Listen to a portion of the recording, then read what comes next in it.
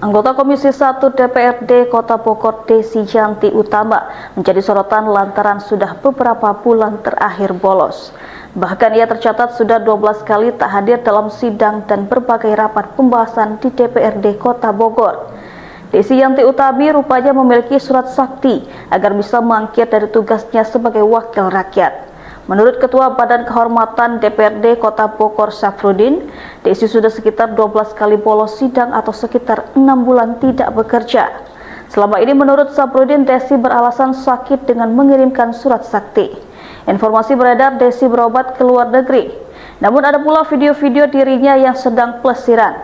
Oleh sebab itu, BK DPRD Kota Bogor lebih berhati-hati dalam menilai alasan Desi bolos kerja. Desi akrab disapa Teh Dea merupakan anggota DPRD Kota Bogor dari Partai Golkar di daerah pemilihan 1 Bogor Timur Tengah.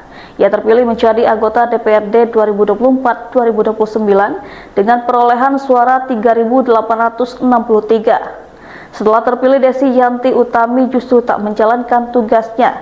Safrudin mengatakan bahwa BK telah memanggil pimpinan fraksi serta Ketua DPD Partai Golkar Kota Bogor Rusli Prihatepi. Sedangkan BK mengaku kesulitan dalam menjalin komunikasi dengan yang bersangkutan. Padahal sesuai dengan Undang-Undang MD3 dan PP nomor 12 tahun 2018 serta Peraturan Tata Tertib dan Kode Etik DPRD Kota Bogor, seorang anggota wajib menghadiri rapat dan sidang. Bila mana 6 kali berturut-turut tidak hadir maka dapat dijatuhi sanksi.